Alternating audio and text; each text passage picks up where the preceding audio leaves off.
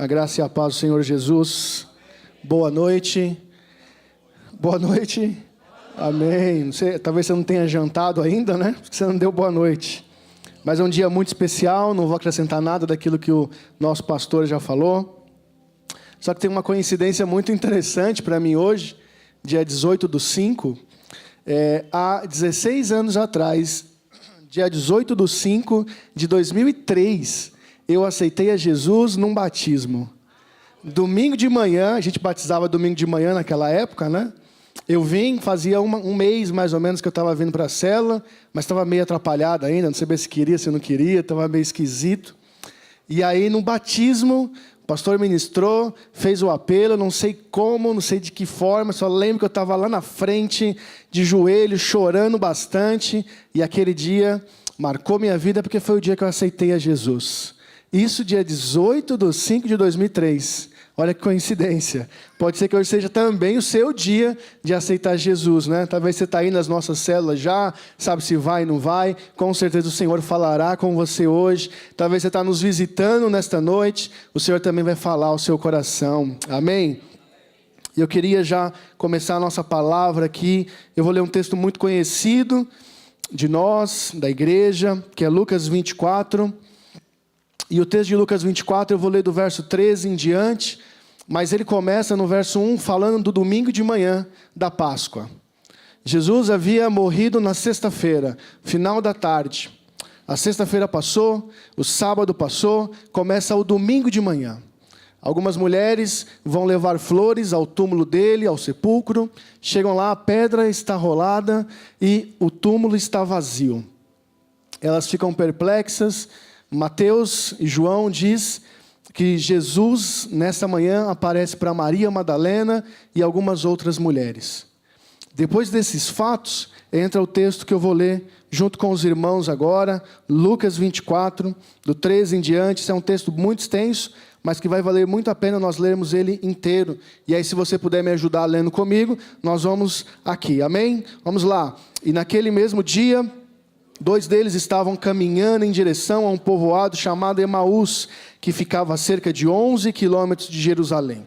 E iam dialogando sobre todos os fatos recentemente ocorridos. Enquanto trocavam ideias e discutiam, o próprio Jesus se aproximou de ambos e começou a caminhar com eles. Entretanto, os olhos deles foram impedidos de reconhecê-lo.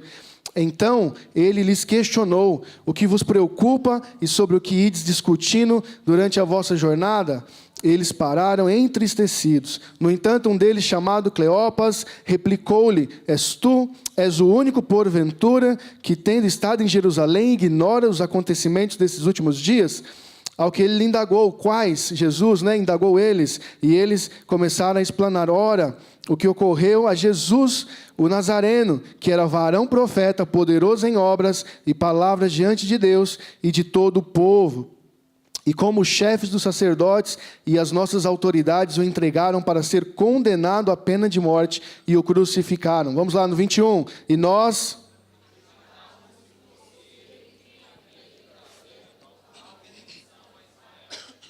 Mas hoje já é o 3º dia desde que tudo isso aconteceu. É verdade também que algumas mulheres seguidoras conosco nos assustaram. Portanto, foram de madrugada ao sepulcro, mas não encontraram o corpo de Jesus. Contudo, voltaram e nos relataram que tiveram uma visão de anjos que lhe asseguraram que ele vive. 24. De fato, alguns outros seguidores, diga comigo assim, seguidores, entre nós foram ao sepulcro e encontraram tudo exatamente como as mulheres haviam informado. Porém não viram ele, que é o Senhor Jesus. Então lhes admoestou Jesus: ó tolos de entendimento e lentos de coração, para crer em tudo quanto os profetas já declararam a vós. Ora, não é imprescindível que o Cristo padecesse para que entrasse na sua glória? Então, iniciando por Moisés e discorrendo sobre todos os profetas, explanou-lhes o que a seu respeito constava em todas as Escrituras. No 28, ao se aproximarem do povoado ao qual se dirigiam, Jesus fez como quem ia continuar a caminhada, seguindo mais à frente. Porém, eles insistiam, rogando-lhes: fica conosco, pois já é tarde e o dia já está chegando ao fim. Então ele entrou para ficar com eles. Nós vamos ler mais, mas aqui é interessante nós percebermos que nós estamos no primeiro dia da ressurreição do Senhor Jesus. O dia já está findando, eles estão chegando na cidade de Emaús. E aí Jesus fez, como se fosse passar pela cidade e não ficar com aqueles 2 discípulos, mas eles indagam: não, fica conosco, passa essa noite aqui conosco, vem se alimentar com a gente. Vamos avante, verso 19. Porém eles muito insistiram, rogando-lhes: fica conosco, pois é tarde e o dia já está chegando ao fim. E então ele entrou para ficar com eles. E aconteceu que, quando estavam reclinados ao redor da mesa, tomando ele o pão, deu graças, partiu e o deu a eles. Neste mesmo instante se lhe abriram os olhos e o reconheceram. Ele, contudo, desapareceu diante dos olhos deles. 32, estamos acabando. E questionaram entre si: porventura não nos queimava o coração quando ele, durante a nossa jornada nos falava, quando nos explicava as Escrituras? E na mesma hora, levantando-se, retornaram para Jerusalém, onde encontraram reunidos os 11 e outros seguidores com eles. Repita comigo: outros seguidores. Isso, 34. E os quais anunciavam: é verdade, o Senhor ressuscitou e apareceu a Simão. Então os 2 comunicaram o que havia ocorrido no caminho e como Jesus fora reconhecido por eles enquanto partia o pão. E o último verso que eu quero ler, o 36. E aconteceu que, estando ainda conversando sobre esses fatos, o próprio Jesus apareceu entre eles e lhes saudou: paz seja convosco. Uau! Primeiro dia da ressurreição, Jesus estava vivo. E aí, eu não sei como é que você imaginaria isso, como seria o primeiro dia de Jesus ressurreto. Talvez, se você ressuscitasse e você fosse o líder de discípulos, você possivelmente ia querer fazer uma reunião de rede, uma reunião de presbitério, ia querer reunir a galera para fazer alguma coisa, comer junto. Mas é engraçado que o texto diz que depois que Jesus aparece para algumas mulheres, ele vai até o caminho onde 2 discípulos estavam indo para Emaús. Esse caminho tinha 11 quilômetros. 11 quilômetros dá mais ou menos 2 horas de caminhada. Antes do nosso monotrilho aqui funcionar, eu ia da minha casa até a estação Oratório a pé. Dá mais ou menos uns 5,5 km. Eu gastava uns 55 minutos. Eu estava bem fora de forma, Mas se você for bem, você faz até em menos. Só que você vê, 5,5 km, daí mais ou menos 55 minutos. 2 horas dá 11 quilômetros. Não sei se era isso que você faria no seu primeiro dia ressurreto. Faria logo uma caminhada, uma meia maratona, Não sei quanto dá isso aqui. Esses 2 discípulos de Jesus ouviram relatos da ressurreição. Foi o que a gente ouviu lá no verso 22 e 24. Mas não deram crédito. Não creram que não mudaram seu plano de sair de Jerusalém e irem a uma cidadezinha chamada Emaús. Engraçado que no verso 18 a gente vê que um deles se chama Cleopas. Mas o discípulo número 2 não se fala o nome. Existem diversas teorias, mas não quero abordar ela aqui. Nós vamos tratar assim: Cleopas e o discípulo número 2, E a gente vai tocando a história aqui. Aparentemente, eles tinham uma casa em Emaús. Então, eles estavam voltando para a cidade deles. Estavam voltando depois desse feriado da Páscoa, Porque eles estavam no domingo. E aí eles tinham muita esperança que, estando lá com Jesus, eles encontrariam o Salvador, o Redentor. Mas depois de 3 dias, Jesus morreu na sexta. No sábado, domingo de manhã, eles ouviram alguns relatos, mas eles não creram que o Senhor ressuscitaria. O que eles fazem? Entristecidos, voltam para casa. Desistem ali do caminho, Eles tinham certeza que Jesus era um grande homem, até mesmo um profeta memorável, mas sua morte parecia ter colocado um fim nas suas esperanças de que ele fosse o tão aguardado Messias que resgataria Israel. Pense nisso, Imagina você, Jesus morto, e você voltando para casa entristecido. Esse é o contexto da nossa história. Jesus, nós sabemos que passou todo o seu ministério viajando por todo o Israel com seus discípulos. Ele ensinava ao longo do caminho e agora ele estava de volta na estrada. Jesus caminhou todo o seu ministério. No primeiro dia da ressurreição, ele volta a caminhar novamente para mostrar a esses dois quem ele era. Jesus, nós lemos no texto que eles aparentemente não reconhecem Jesus de início, né? Jesus, ao ver os dois saindo, aparece para eles, mas eles não o reconhecem logo. Isso pode ter alguns significados. Pode ser que Jesus não quisesse aparecer para eles de imediato, porque eles veriam uma resposta depois. Eles não criam que Jesus tinha ressuscitado, então pode ser que eles também não conhecessem Jesus como os discípulos mais chegados conheciam. A Bíblia diz, Jesus fala em algumas ocasiões, aqueles que têm olhos, mas não veem, a respeito da cegueira espiritual. Mas pode ser que Jesus também tenha mudado o software de reconhecimento facial deles, para que eles, ao olharem Jesus, não o reconhecessem. Eu não sei bem qual que é o contexto, né, que aconteceu ali, mas eu sei que eles não reconheceram Jesus. E aí Jesus, com certeza, estava preocupado porque eles estavam voltando o caminho. A saída desses dois era voltar para casa. Jesus, ao aparecer do lado, pergunta com eles ali, pergunta para eles no caminho, por que eles estavam voltando? Por que esses dois seguidores voltariam para casa, né? É isso que Jesus está questionando aqui. E aí eles, muito entristecidos, contam a respeito de Jesus.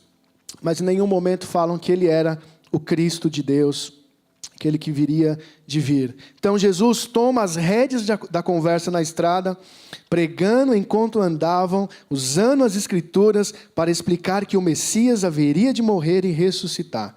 A Bíblia diz, nos textos que nós lemos, que Jesus começa desde Moisés e vai até todos os profetas, texto a texto, explicando a respeito dele, o próprio Jesus.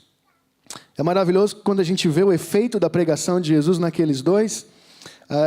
Eles contam, a Bíblia diz que o coração deles ardia enquanto o Senhor explicava a respeito da sua vinda.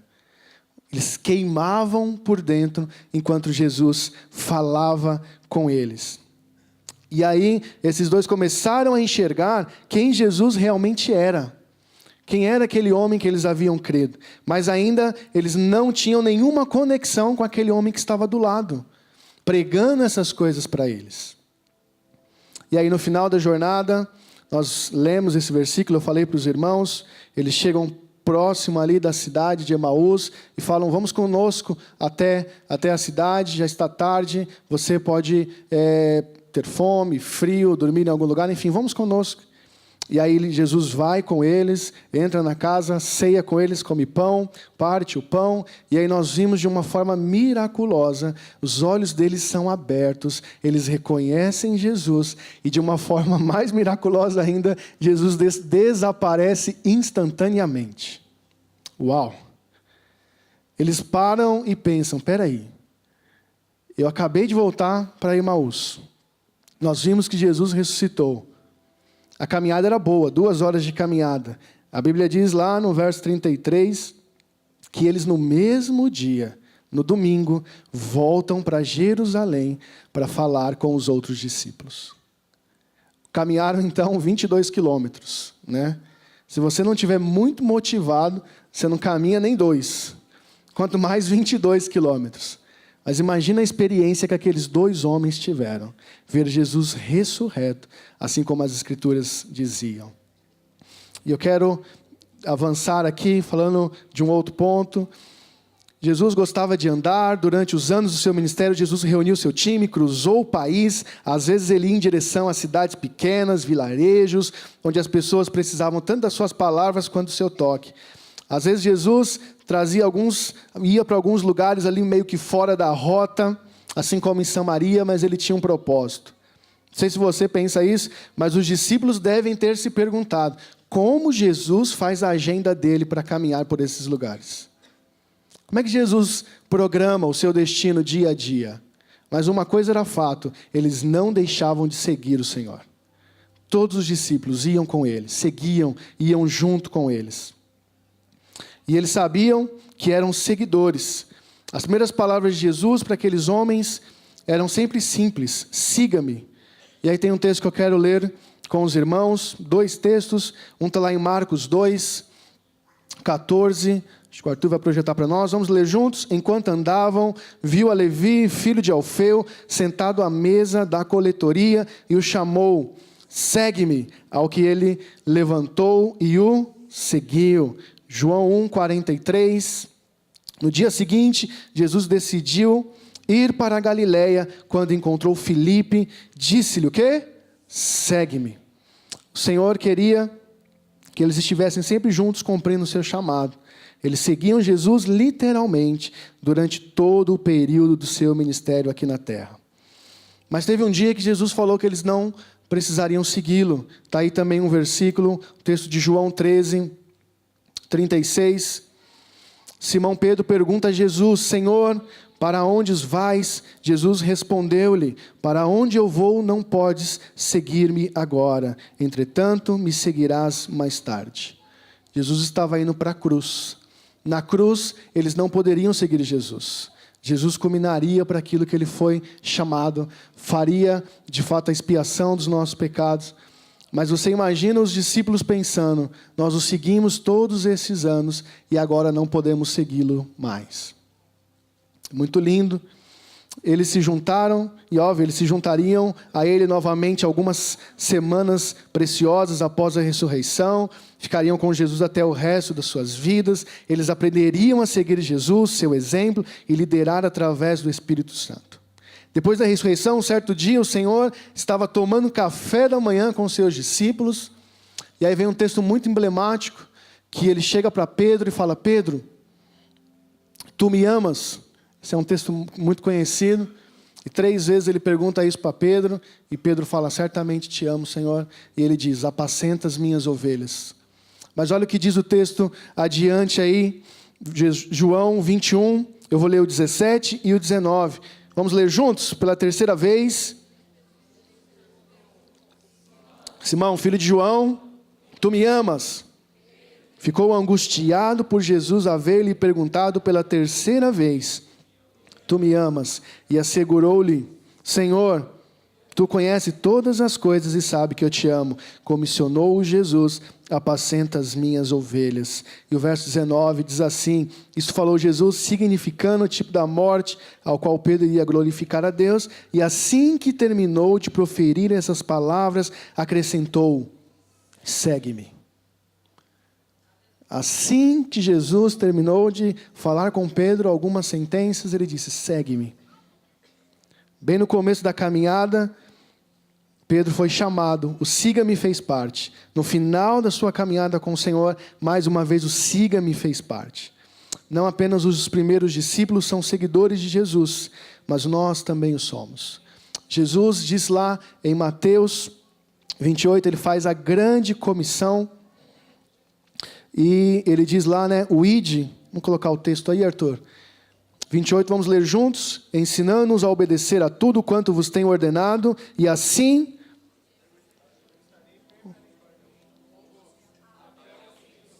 Isso. Jesus diz, no final da sua grande comissão, ele disse: ide a todos os lugares, continuem caminhando. Sabe por quê? Porque eu vou estar com vocês em todo o tempo. Vocês vão continuar me seguindo. Não vai ser um caminho onde não tem aquele quem seguir. Eu vou estar com vocês todos os dias. É isso que Jesus está falando aqui. Então nós somos chamados não apenas para sermos crentes, cristãos, ou até mesmo discípulos. Somos chamados primeiramente a sermos seus seguidores. É isso que nós somos chamados. Mateus 16 diz assim: então disse Jesus a seus discípulos: se alguém quer vir após mim, a si mesmo se negue, tome a sua cruz e faça o quê? Siga-me. Como ovelhas que ouvem a voz de um pastor, que reconhecemos e em quem confiamos, nós o seguimos. Olha o que ele diz lá em João 10, 27. As minhas ovelhas ouvem a minha voz, eu as conheço e elas me seguem. Seguidores. Para concluir essa palavra muito breve, para aqueles irmãos que estão se batizando hoje, nós trilhamos uma jornada espiritual. E aí, se os músicos quiserem subir, não sei se vocês vão cantar alguma coisa aqui, mas se quiser subir. A nossa jornada espiritual é o tipo de coisa que não fazemos sozinhos. Estamos seguindo os passos de outra pessoa, Jesus. Ele é o nosso condutor nesse caminho que nos levará ao céu. Certa vez Tomé indagou o Senhor Jesus a respeito do caminho. E olha o que ele diz lá em João 14, os 5 e os 6. Está aí, Arthur? Indagou-lhe Tomé, vamos ler juntos? Senhor, não sabemos para onde vais e como poderemos conhecer o caminho? O que Jesus disse? Assegurou-lhe Jesus, eu sou o caminho, a verdade e a vida. Ninguém vem ao Pai senão por mim. Além de ser o condutor, Jesus é o próprio caminho. Além de nós o seguirmos, Ele é o próprio caminho. É exatamente isso que esses irmãos que estão se batizando hoje estão fazendo, seguindo a Jesus, da sua morte até a sua ressurreição. E com certeza, caminhando com Jesus, ficaremos mais parecidos com Ele, dia após dia. O apóstolo Paulo entendeu isso de uma forma muito brilhante, e eu quero ler esse texto também, em Filipenses 3, 13 e 14, diz assim: irmãos, não penso que eu mesmo já tenha conquistado, mas tomo a seguinte atitude, esquecendo-me das coisas que para trás ficam e avançando para as que estão adiante de mim, apresso-me em direção ao alvo, a fim de ganhar o prêmio da convocação celestial de Deus em Cristo Jesus. Seguindo para o alvo, caminhando, andando, avançando, é isso que nós somos, seguidores. Nosso primeiro chamado é esse, seguidores. Os nossos irmãos, a partir de hoje, já estavam com Jesus, mas vão continuar caminhando ainda com eles. E com certeza já são seguidores do nosso Mestre e do Senhor. Eu, há 16 anos atrás, decidi por seguir a Jesus. Ele me chamou naquele dia. Talvez hoje seja a sua noite. Assim como é desses irmãos de confessarem publicamente que eles morreram para o mundo e vão ser ressuscitados com Cristo, pode ser que hoje seja a sua noite. Eu queria que você ficasse de pé no seu lugar. Eu quero orar com você.